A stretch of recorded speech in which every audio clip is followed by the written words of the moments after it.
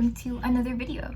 So I'm here to kick off my reading vlog for The Gathering Storm, the 12th book in the Wheel of Time series. And for once, the delay in my starting this vlog has nothing to do with not wanting to set up my camera and more to do with the fact that I got my wisdom teeth removed a week and a half ago now or so, which is also around the time my boyfriend and I started reading The Gathering Storm. And with nothing else to do while that started to heal itself, I did a lot of reading, especially in those first few days, because it just kind of sucks to have your wisdom teeth removed.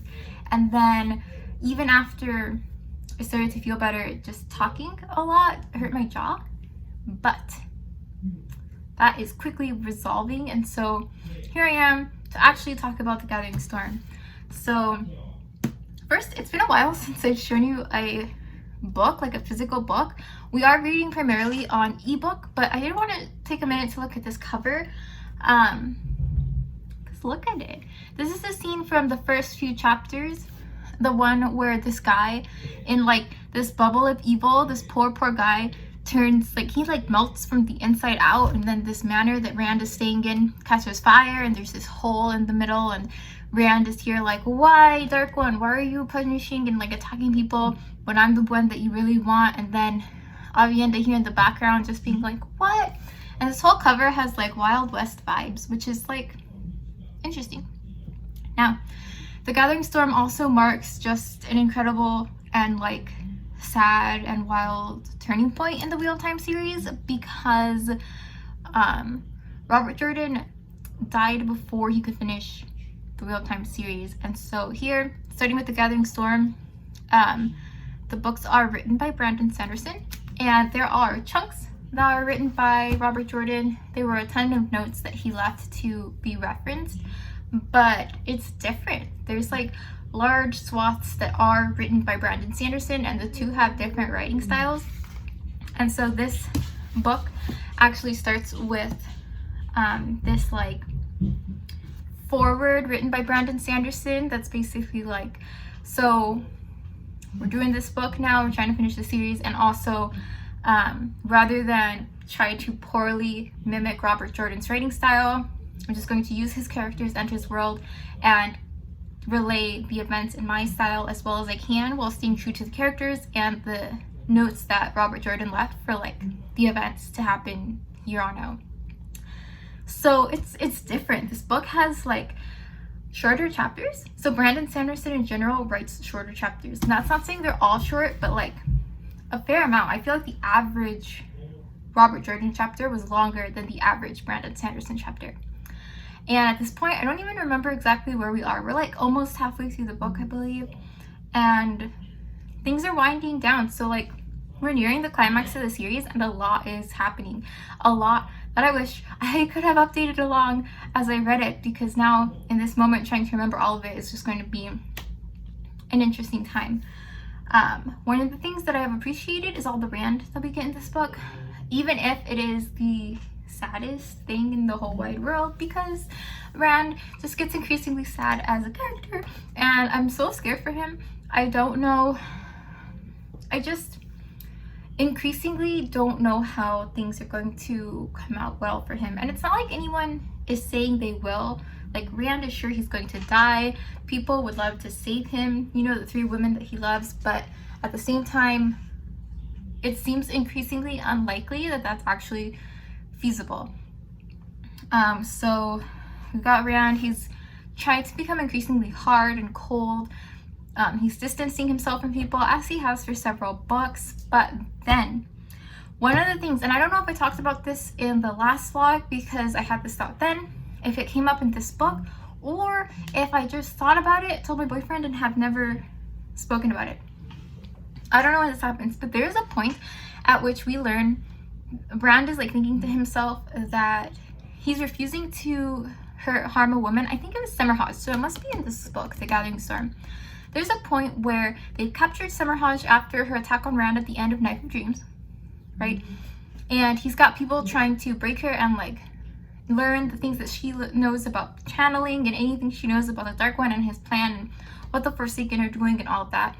And ultimately, Rand puts this like these limits on the people interviewing her. They can't really harm her, they can't torture her, and that's for a couple of reasons, right? So first and foremost, Rand doesn't want anyone to go through he went through when the Aes Sedai kidnapped him in Lord of Chaos, right? So he doesn't want to do to anyone what they did to him, right? They put him in that box, they took him out, they beat him, they put him back in that box, and it was dreadful, and he still has a lot of trauma from that whole shebang.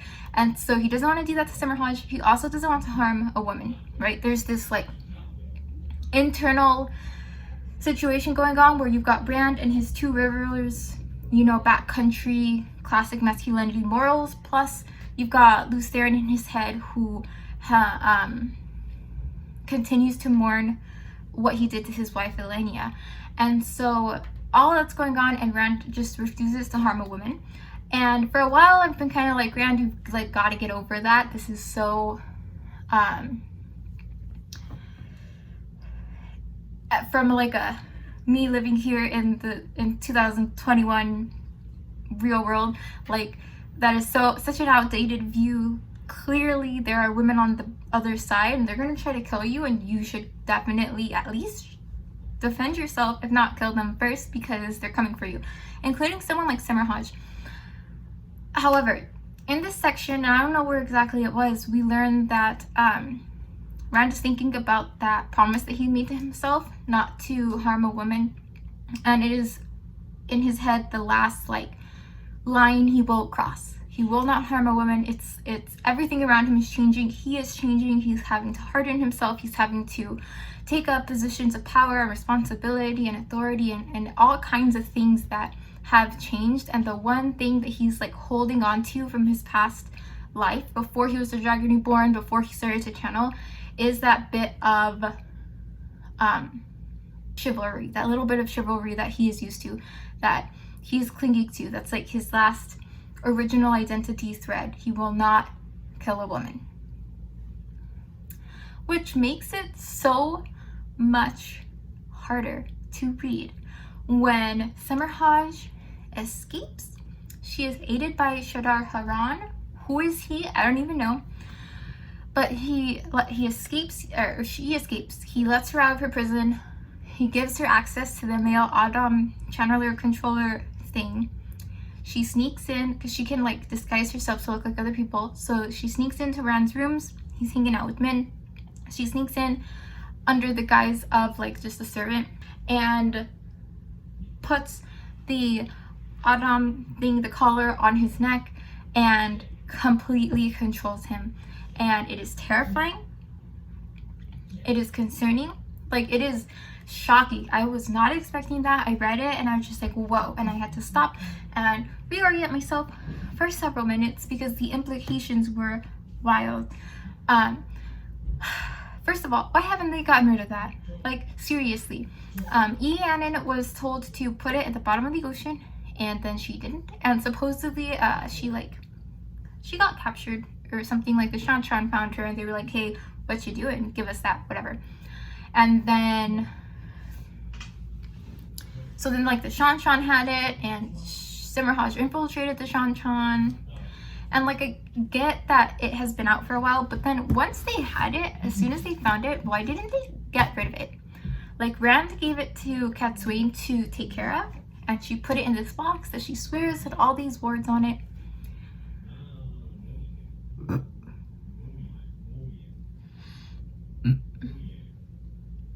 What's up with that? Like, why didn't they get rid of it? Not only that, but there's no way to know for sure that the Shan-Chan don't have like copies, that they didn't figure out how to recreate it. Because as it is, the Shan-Chan have original Adam, so the Shan-Chan know about this technology, and then they just needed to tweak it, supposedly, maybe, in order to make it capable of controlling male channelers as well. So I don't understand why they held on to it for any length of time at all, but they did, and Summerhall got it, put it on Rand, and then Rand was just like, do your worst, Summerhall. There's nothing else you can do to me, because he has been tortured in that box. And for Rand up to this point, that was like the most traumatic thing that has happened to him. He's lost a hand since then. Like, these things just don't faze him anymore because he will not let them. And so in his mind, he's like, there's nothing you can do. look, whatever, like, eventually someone's gonna find out about all of this, like, what can you do to me, right? Because I'm already destined to die at Tarmangaidon, and I've been through all this stuff. Summerhall, the master torturer that she is from the Age of Legends, is like, well, obviously there's something else I can do. Look, Min is here.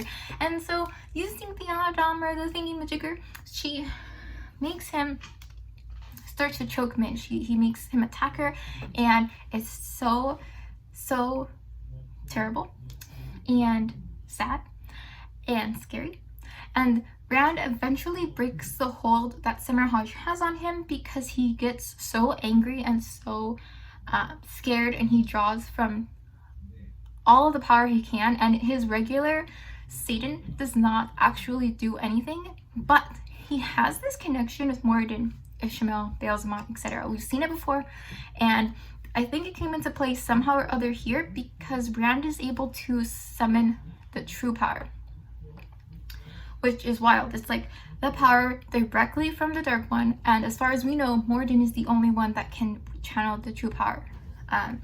Some of the other Forsaken may or may not have some access to it, but like everyone avoids it. No one wants to use it. It's even more,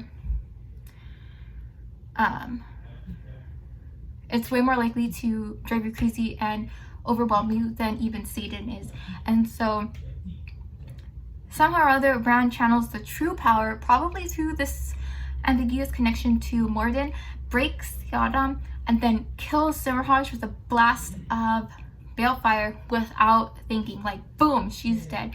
Because Rand has learned that the only way to kill the Forsaken so that the Dark One cannot just bring them back is to use balefire, because in a dream he met Ishmael, Baalzamon, Moradin. Again, just like from the Eye of the World, in the same little cozy inn fireplace situation that Baalzamon first showed himself to Rand in the Eye of the World. In the Gathering Storm, they meet again, supposedly not through any deliberate action of Baalzamon. Rand kind of worked his way into that dream on accident and sees Moradin and recognizes him for who he is on the inside on account of this setting that they're in. And so that happens, and then he kills Summerhall and the woman Elsa, I think, who was helping her through like probably compulsion or maybe as a dark friend. It's not exactly clear to me what degree of an autonomy Elsa had in this situation, but he also balefires her without a second thought, no hesitation, which is completely unlike Rand. And when people finally come in and they find out about it, Cadsuane, I think, was really shocked. She was like, but I thought you didn't kill women. And he's like, well, that's gone. I have to. And that is sad because that was like the last shred of Two Rivers Rand. I don't know why I'm holding this pen. It was on my desk and I'm gesturing. But that core moral belief, that one rule Rand had was not to kill women. It's gone. He is like, whatever, like, obviously this isn't gonna work, and I'm just gonna have to be even harder and even colder, and I guess I'm going to have to kill some women too. And it broke my heart. It's all Rand chapters 2. He banished Cadsuane, which I don't even know what's gonna happen there because Min has had viewings and there have been foretellings, and I don't know, over and over it's been said that Rand needs Cadsuane, and Cadsuane has made it her mission to keep Rand from becoming this heartless, cold person that he is, because he is, in Rand's mind, to have power and to be strong is to be cold, right? And everyone else is like, no, that's not going to help you at the end, right? Because he's going to end up making decisions that are going to, in some way or other, probably harm him. If he pushes people away, starts to alienate people, be too controlling, all these allies that he needs are going to distance themselves from him. And so he can't do that. And Cadsuane has been trying to like teach him manners, right? And like keep him more level-headed. And now she's been banished. And he banished her on threat of death if she comes back. And he has shown when he killed Summerhall that he will follow through on that. It doesn't matter that she's a woman. And I just,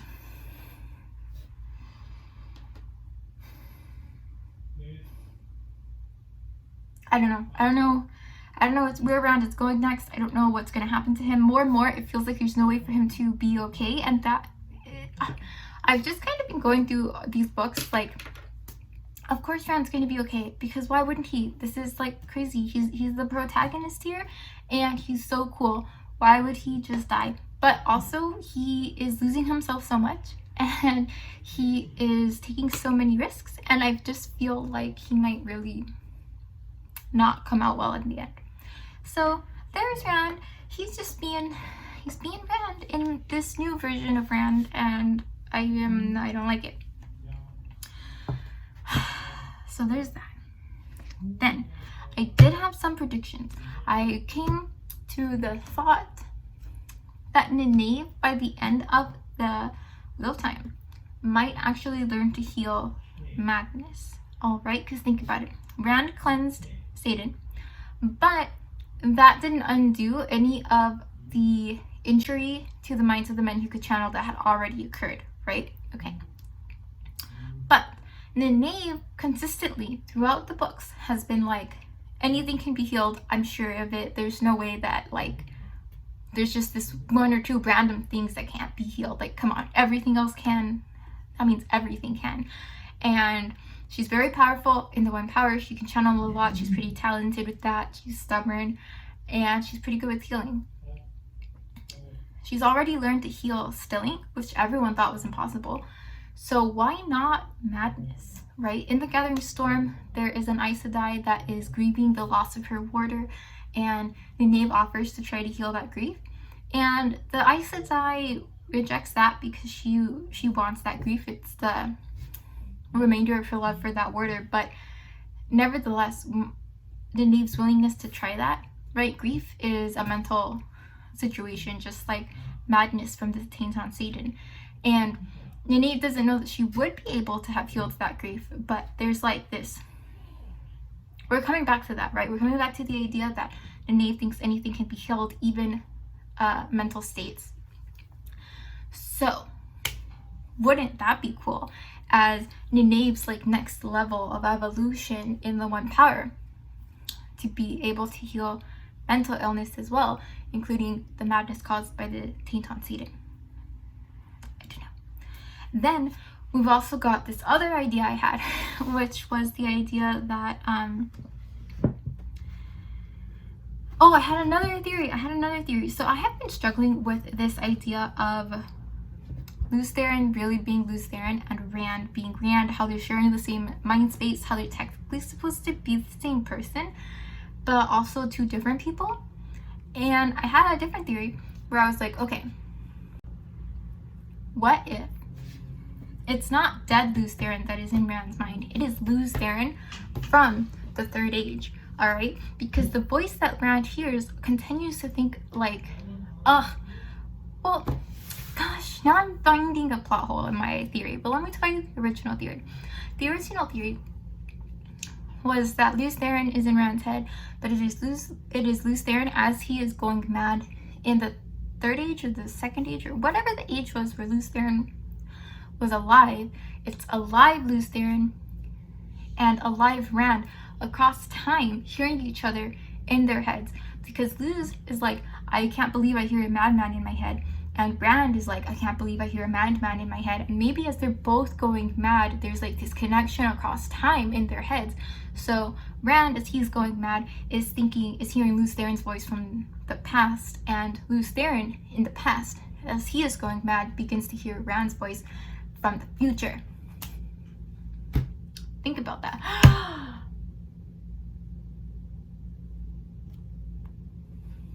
Let's test this theory to the eye of the world. In the prologue is from, the prologue is from Lews Therin's point of view. And it's Lews Therin and Ishamael. Never mind. I thought maybe in the prologue we could see some of Lews Therin's inner monologue and maybe get a hint of whether he was hearing voices. I didn't see that in a quick revisit. So that was my theory. Now I'm also thinking about how Lews Therin in Rand's head has talked about remembering his own death. So like Lews Therin remembers killing himself to create Dragonmount and wishes to do it again. So I guess we're back to square one. So that was my other theory.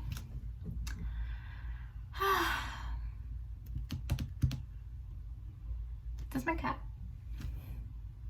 And then we've got Avienda. She's gone back to the Wise Ones to continue her training, but they are insisting that she has toe towards them. And like, it must be some pretty serious toe, because the punishments that they're giving her involve useless labor, which is like incredibly embarrassing and like takes away all her honor, and it's like terrible, and she cannot figure out why. My theory for that is that the Wise Ones believe that she has not accepted her place, right? She has not accepted her role as the apprentice of a Wise One. She keeps doing all kinds of other things. She keeps acting in ways that are more like a maiden, or in ways that assume having reached the position of a Wise One, even though she isn't a Wise One yet. And so I feel like they are trying to show her what her place is, right? Because there's this very strict hierarchy, very strict levels of like honor and respect that are given to people at different levels of this hierarchy. And I think Avienda is crossing those lines too much and doesn't even realize it, because each time before she gets a new and worse punishment, the Wise Ones ask her a question like, what does she think about this, or what does she think about that? And I kind of feel like those questions are meant to be tests, in that she's not supposed to have thoughts about these things because it's not her place, and yet she answers authoritatively and like she's got ideas, and she's not supposed to have those. So that's my theory on that. I feel like I got lots of theories these days. I don't know, this is a very theory heavy intro, which doesn't usually happen, but we were also in the slog, and I feel like these videos had their own slog that just kind of reflected that.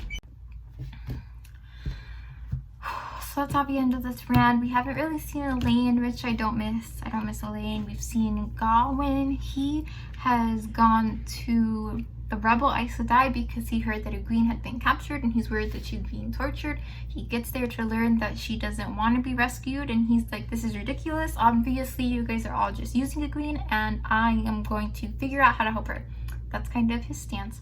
Whatever. I don't care much for Gawain, one way or the other. Egwene, as I mentioned previously, don't like her as a person, but I do quite respect her in her role as the Amyrlin. She continues to resist Elaida. She continues to resist the White Tower and those in it, while trying to rebuild it. So I think one of the things that Egwene does well, right, for the most part, she's kind of arrogant, and I don't like her for that reason, but she's a good Amyrlin. So like in her role of Amyrlin, she puts the White Tower above all else, and I don't always agree with the White Tower. I don't know that they deserve that exactly, but as Amyrlin, I can see how that's her role. And so one of the things that Egwene does well is put the wholeness of the White Tower above all things, above her own personal wants and desires and health and like everything. Like the White Tower comes first. And so while she's been captured by Elaida, she has been trying to work to reunite the White Tower, because right now it is heavily schismed by Aja. People don't trust each other, and it's falling apart.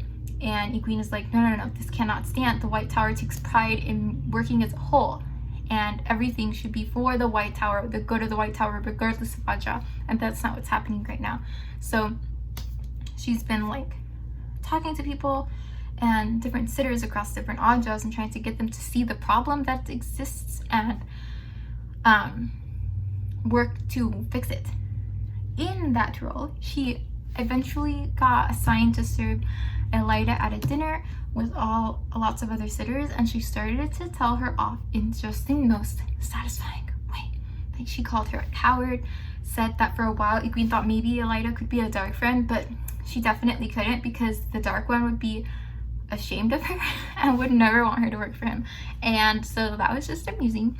Yeah, that was really good. Since then, she's been thrown into a jail, so she's struggling to figure out how she is going to continue to serve the White Tower from there. But I really am liking Egwene's storyline, which I just don't really expect to, because I don't like Egwene. At the same time, since she has become Amyrlin, like, it's good. She's doing good stuff. She's always scheming. She's very, I don't know, she's just very smart and competent in her role as the Amerlin in ways I don't think anyone expected, which is another reason I admire her, because they definitely put her on this pedestal to use her as a scapegoat and as a pawn. And Egwene has not allowed herself to do that, has not allowed them to do that to her, and she's not just resisting them while doing a bad job. Like, she's not resisting them in a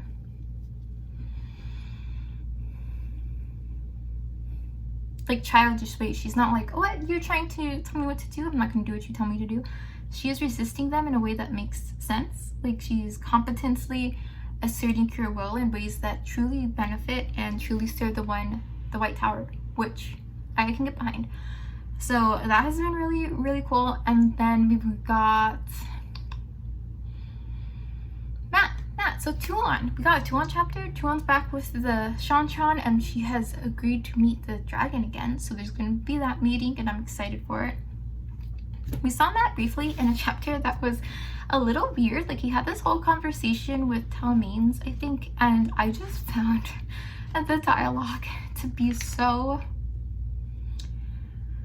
it was awkward. Like, Matt had this whole extended monologue and metaphor for how women are like a bad game of dice or something. I don't even know, but it's like, it's supposedly, this is what my boyfriend told me, this like infamous chapter that Brandon Sanderson wrote, trying to take into account Matt's specific style of humor, and it didn't really come out right in this chapter, and it was interesting. So I don't know, it was just awkward to me. Like, that's what it read to me as, is just really awkward. Like, this metaphor went on way longer than I thought it should, and got to a point where like it had stopped saying anything meaningful. It was weird. It was weird and kind of convoluted. So I don't know, we'll see what Matt's character evolves as with this author change. One of the things I noticed about this book in particular, it's in the ebook as well, and like doesn't make any sense to me. I don't get it. Between chapters, we always have, where am I? We always have the little symbol, the Wheel of Time symbol, right? At the end of every chapter. And in this book, for reasons I cannot fathom, we just don't. And it throws me off so much, because I'm reading and that's like always my symbol, you know, especially in an ebook where like it's not obvious when you flip the page if it's going to be a new chapter or not. That little symbol always says, okay, you've reached the end of the chapter. And then I pause, because my boyfriend and I read chapters together. So we get to the end of the chapter, we stop, wait for each other to catch up, debrief if something particularly interesting happened, and then start the next chapter at the same time. I'm reading my ebook and I'm flipping pages, and then suddenly I'm on a new chapter and I'm like, whoa, that chapter ended? Because there's not that symbol there. It's like the smallest bit of typesetting that nevertheless feels like I feel the loss of that little symbol at the end of each chapter, and nothing I can find on the internet explains why. I can't find anyone else who's noticed it. Let me know if you noticed it, and if it freaks you out as much as it does me, because I can't take it. Like, every single book, we've had 11 books with the same typesetting, and in this one they take it away. But then in the next few, I don't think they do. So like, why is it just The Gathering Storm? I don't get it. I am tired. Alright, so there's probably more to say, but I feel like I've said so much at this point, and I'm tired of talking. So that's it for this vlog update. I will be back soon with more about The Gathering Storm.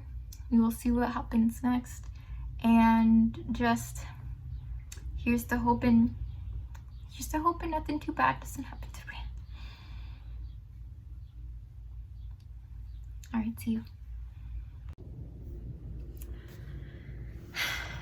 Alright, so it had to happen someday.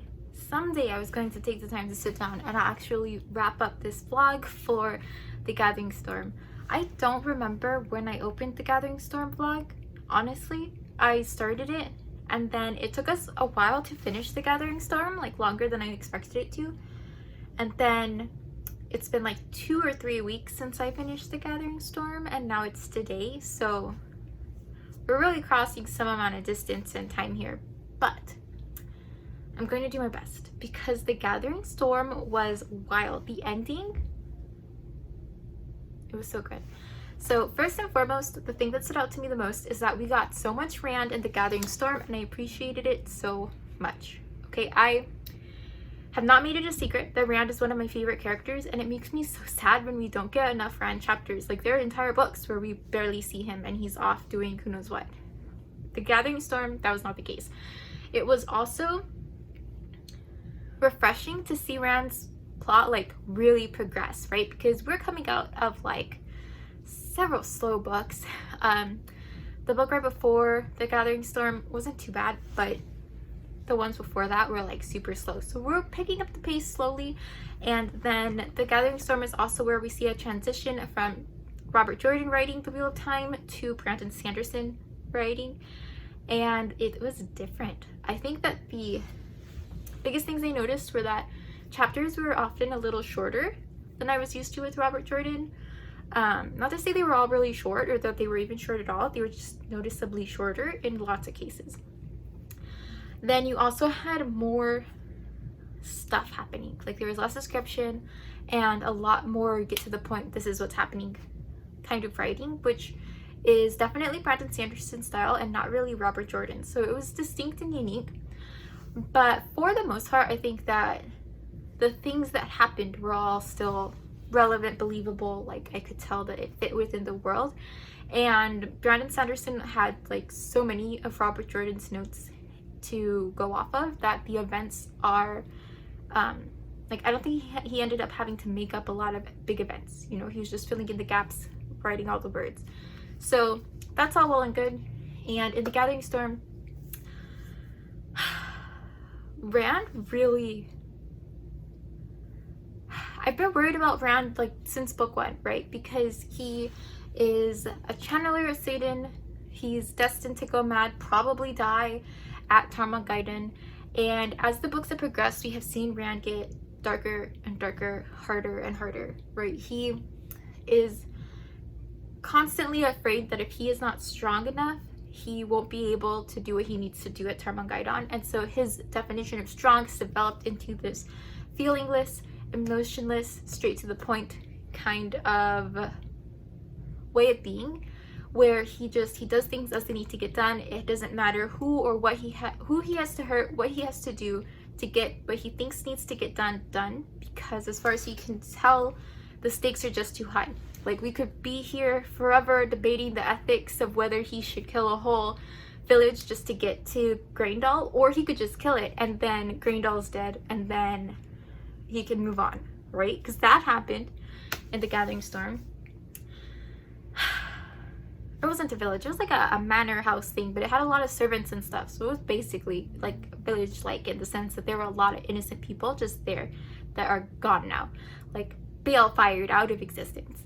So you've got that going on, and it's hard. Like, it's hard to argue with him. Like, I mean, it's terrible what he has to do, but it's also like, what else is he going to do, right? Like, Graendal is in the way of Rand properly dealing with Tarmogoyden, and to lose at Tarmogoyden, as far as we know, is like the end of the world, the end of the pattern, the Dark One released.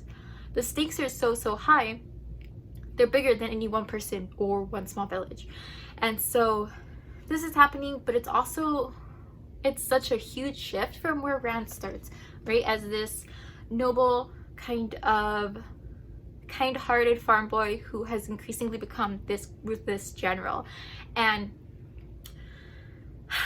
we see him reach those heights of ruthlessness in The Gathering Storm. We see him nearly kill Tam, like, gets into such a rage that he preps the magic to kill Tam, his father, the man who raised him. And it is only then that he finally leaves and like calms down. And I think that is the event that kind of makes him like go back and think about, what is he doing? How has he gotten to that point, and why does he feel like that's where he needs to be? And it's so good. Because I went off on a tangent. I started this by saying that Rand's chapters are my favorites, but they've also been really hard to read especially recently, because of all this inner turmoil and darkness that Rand has been experiencing. And in the Gathering Storm, we get a lot of it. We get a lot of Rand, we get a lot of that darkness. It gets increasingly dark, and we get to this breaking point, this confrontation with Tam, where Rand eventually, like, he leaves and he's like, what is my next step? Why is it that I am in this position where I feel like I have to do these ruthless things when I don't even know if they're gonna work?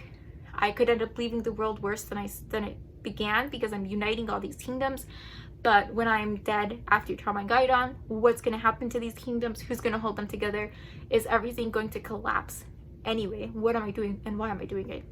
And he gets like really existential, like to the point where he's just like, why even bother? Why do any of this?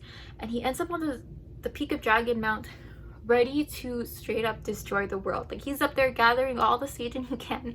He has the little statue, I forget how to pronounce the name, but the little statue that amplifies the amount of Satan he can channel, and he's holding it all in, and he's like, this is it, I'm just gonna destroy the world, because you know what, it's better than if the Dark One wins. And honestly, how could he not? Like, that kind of like nihilistic kind of motivation. And he's thinking about this, and he's also kind of conversing with Luz Theron in his head, and he's just like, why do I do this? Why are we doing anything? Like, the wheel of time turns, we're always fighting the Dark One, it's just gonna happen again, why bother? And then that's when I think it's Luz Theron answers him, and he's like, love, we do this and we do it again because every time we live again, we get to love again, and that is worth it. And it was super poetic in the sense that this chapter was called Veins of Gold. And I don't get any credit for putting this together. My boyfriend pointed it out to me.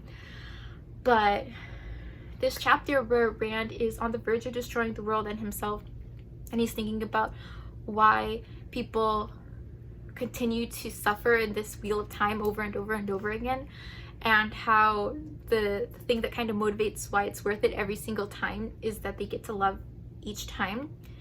That chapter is called Veins of Gold, and that idea, Veins of Gold, we have not seen since way back when Rand first bonds Aviendha, Elaine, and Min, right? They all get bonded. Two of them a warder bond with Rand, the other, like, I don't know what kind of special bond Min has with Rand. It's not a warder bond because she's not nice to die, but you know what I'm talking about if you're watching this video.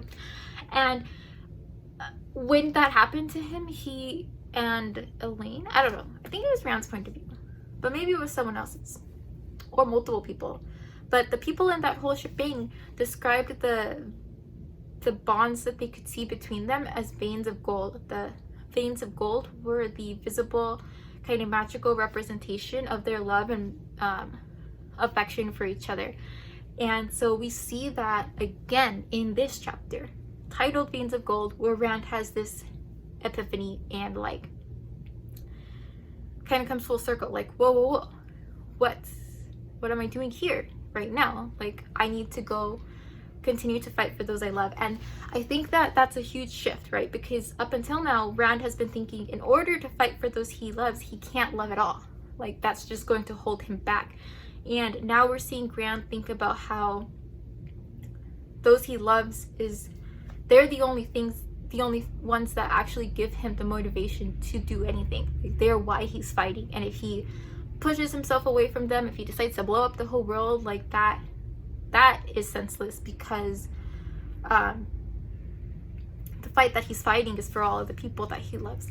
And it's so good. It was so good. We see a bit of like regular Rand, like even as he comes to this whole processing of what's going on, Luz Theron fades from his mind for the first time since, like, I don't know when he started to hear him, the Dragon Reborn maybe.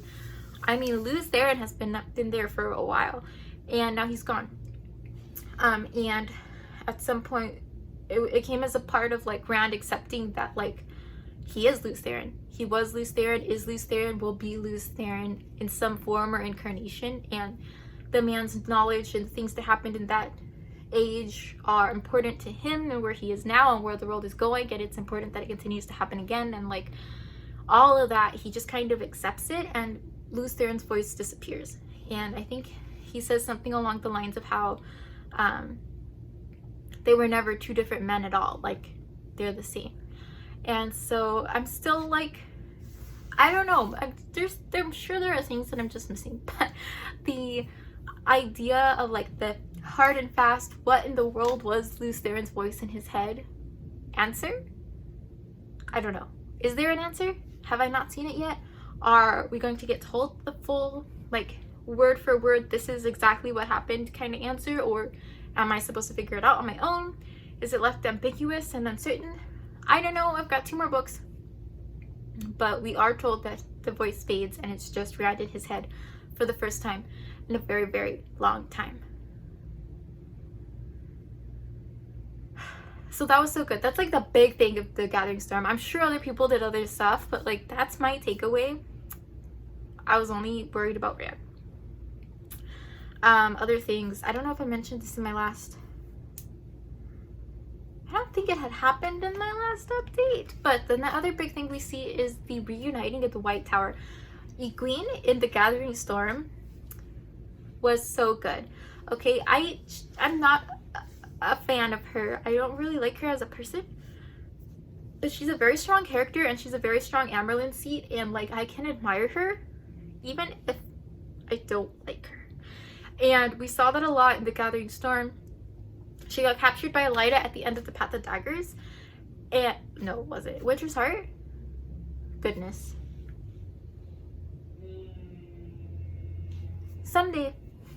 Somehow she got captured. She's in the White Tower, and she was demoted to a novice and continued to resist Elaida, like refused to not call herself the Amyrlin seat, refused to bow to sisters, things like that.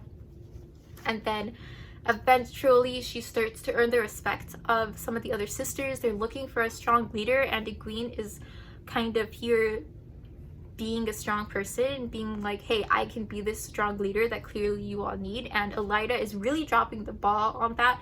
So that's happening. And one of the things that I admire about Egwene is that she not only took up the seat of the Amyrlin, but she also has a genuine love for the White Tower. Like, I'm not a big fan of a lot of the Aes Sedai ways. I'm not a big fan of a lot of the things that the White Tower does, but I can respect the genuine love that Egwene has for the White Tower. She wants it to be successful, she wants it to be safe and whole, and she wants to lead it well. And all Elaida has done is stuff that has continued to brew distrust and divisions within the White Tower. And it absolutely breaks Egwene's heart that this is the way the White Tower is under Elaida. And so she seeks to change all that and to fix it. And so it's in this compassion for the White Tower, in this demonstration of strength, that she continues to gain the respect of the sisters, which loosens Elaida's position. And then ultimately the White Tower gets attacked by the Shantron because they raid it hoping to get a lot of channelers that they can turn into domain.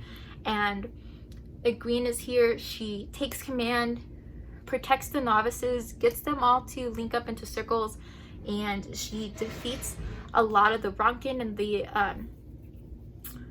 Shantron soldiers that are trying to capture them, and really, really, really limits the losses of her sector of the White Tower in a way that was like astonishing and impressive. And at the end of it all, the White Tower decides to raise Egwene as the Amyrlin seat. Elaida gets captured as part of this raid, and so she's gone. They can't take her, they can't save her. She could be dead for all they know, and they need an Amyrlin seat. So they decide to raise Egwene, and then the rebel Aes Sedai from Saladar rejoin.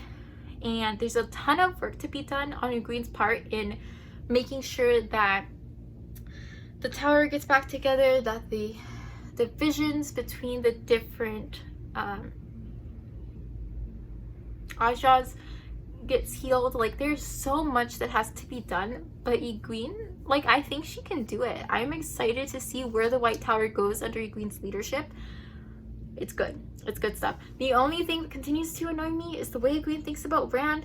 And Min said it best. Min said it in one of her point of view chapters. I think it was in this book.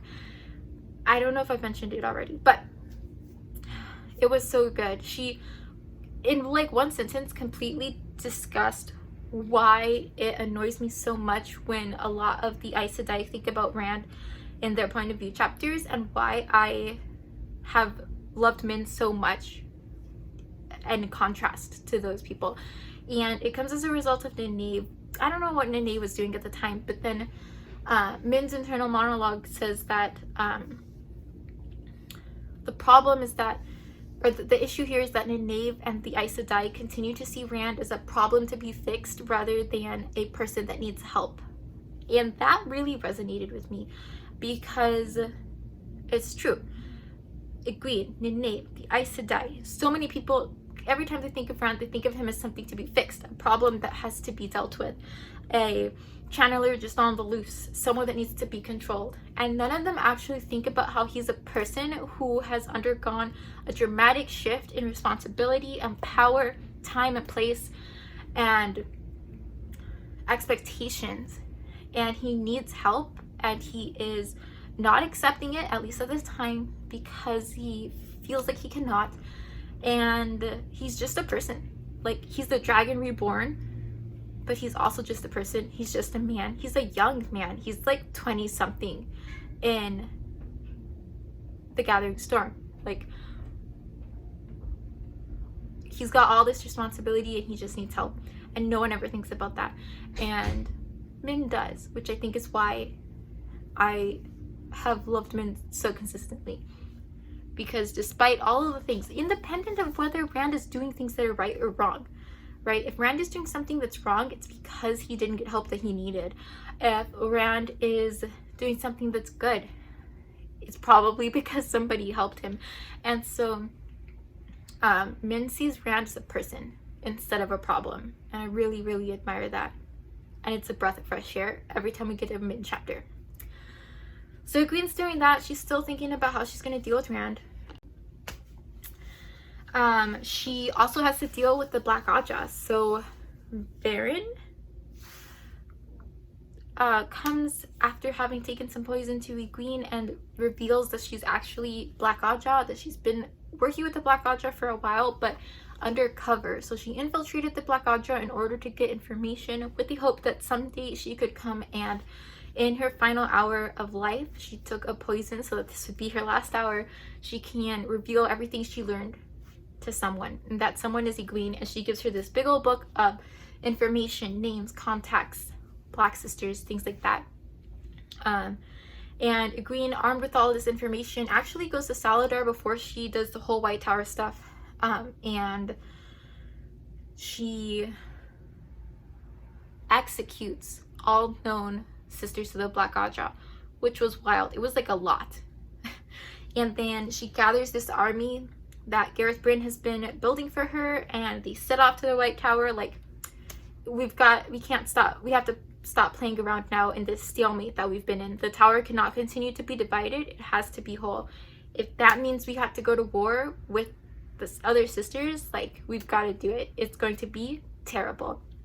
And so they go over there, and that's when, at the exact same time, like, really good coincidence, the White Tower has decided amongst themselves they're going to raise Egwene and blah blah blah, everything I said before.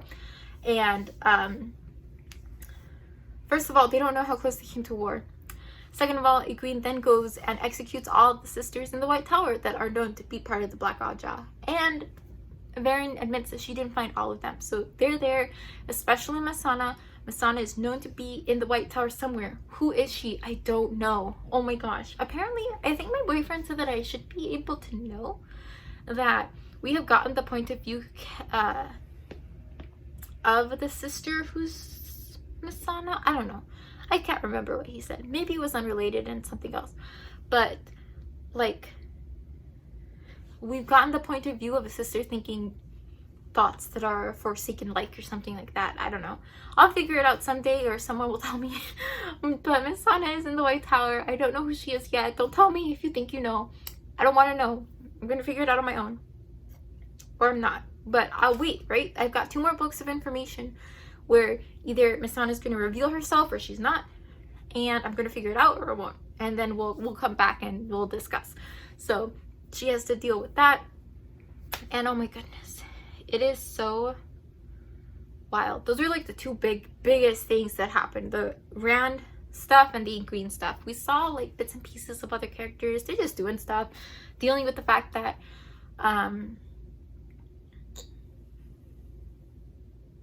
things are just getting increasingly bad in the world. Like food is spoiling, the weather's been terrible, random terrible incidents are happening to people. Like the world is a mess. It's been wild. I miss Matt. We didn't see a ton of Matt, and even when we saw Matt, like some of the chapters that Matt had in the Gathering Storm were just kind of awkward, and the dialogue, I don't know. I'm not sure. My boyfriend warned me that Matt was going to be the character that Brandon Sanderson did not do as well, as, at least in the Gathering Storm. I don't know if that's going to change in the future, but he's a slightly different character than he is when Robert Jordan writes him. So we'll see. I definitely picked up something different in his chapters, but we also didn't see a lot of him. So I'm hoping that in Towers of Midnight we see more of Matt. I miss him. I want to know what happens between him and Tuon. I want to know when Matt and Tom are going to go find more rain, because oh my god, if they could save more rain, that would be beautiful. So I'm excited to see how that plays out. What else? I think that's it. I think I hit the main points. So many feelings in the Gathering Storm. So many. Since we finished the Gathering Storm, we've started sort of kind of Towers of Midnight, but honestly, the fact that I have not finished this vlog has been hanging over my head so hard that I have not been able to focus on reading Towers of Midnight. So now that this is all wrapped up, hopefully we'll make some more progress with that. 5 stars, I just tacked that on there. I did rate the Gathering Storm 5 stars. It was very, very good. I loved it. Good stuff. Okay. So that's it for this video. If you have made it this far, thank you so much for watching, and I hope to see you next time. Bye.